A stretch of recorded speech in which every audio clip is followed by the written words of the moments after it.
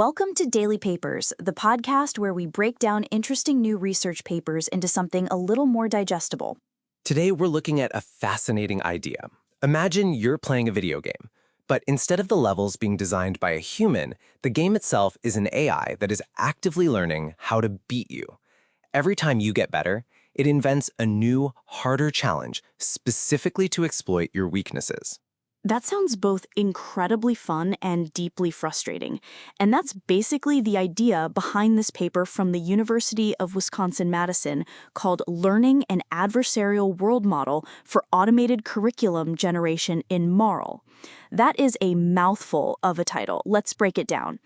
MARL just stands for Multi-Agent Reinforcement Learning.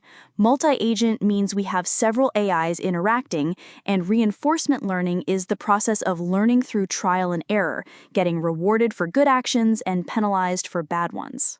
Exactly. So the researchers set up a game. On one side, you have a team of 4 AI agents called the Defenders. They're at the bottom of the screen, and their job is to work together to shoot down enemy units that come from the top. Their only goal is to survive as long as possible.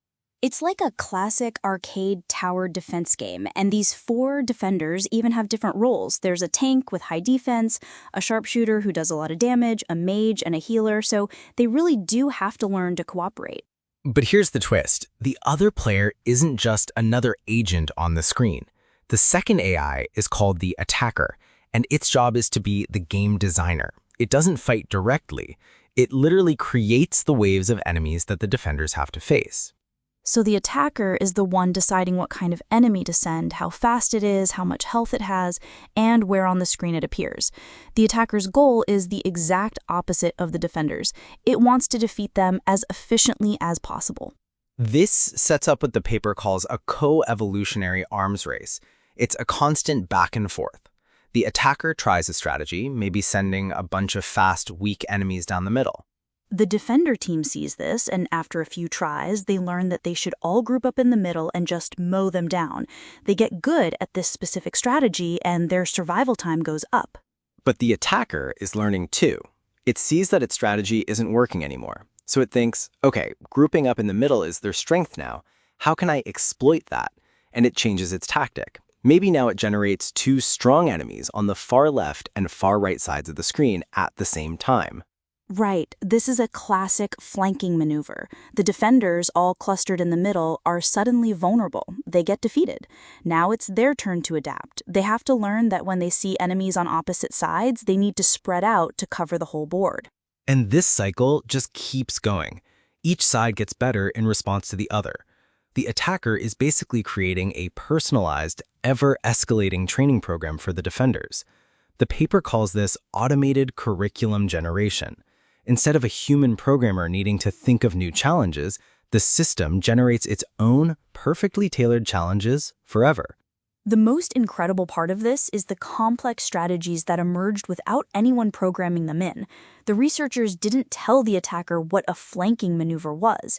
It discovered that strategy on its own because it was an effective way to beat the defenders. Another amazing strategy the attacker learned was what gamers would call shielding. It would generate a unit with tons of health but very little attack power, a tank. And right behind it, in the same lane, it would spawn a very fragile unit that could deal massive damage, a glass cannon. That's such a classic strategy in so many games. The tank unit soaks up all the damage from the defenders, protecting the glass cannon behind it, which is free to just wreak havoc. The fact that an AI figured out this tactical concept from scratch is just wild. And, of course, the defenders learned to counter it. When they saw this tandem formation, they learned to ignore their spreading out strategy and instead all converge on that one lane, focusing all their firepower to break through the tank shield as quickly as possible. So you have the AIs discovering flanking, spreading, shielding, and focus firing all on their own. The data shows this clearly. When the AIs were just doing random things, the game lasted on average of 19 seconds. After training in this arms race, they were surviving for an average of 83 seconds. They got over 4 times better. So why is this important? It's more than just creating a cool, self-balancing video game. A huge problem in AI development is creating the training environment. It takes an immense amount of time and human effort to design situations that will teach an AI to be robust and handle a wide variety of challenges. This paper suggests we can automate that. You create an adversary whose only job is to find the weaknesses in your first AI and create challenges to exploit them. It's like an automated stress testing system. The attacker's goal is to make the defenders fail, so it's constantly searching for blind spots and edge cases that a human designer might never even consider. The authors call this creating an instrumental world model. The attacker isn't just predicting what might happen, it's actively generating worlds, or in this case, enemy configurations, for a specific purpose, to challenge the other agents. And this has huge implications for things like robotics or self-driving cars. You could have an adversarial AI in a simulation whose job is to create the most difficult and unexpected traffic scenarios possible to train the driving AI.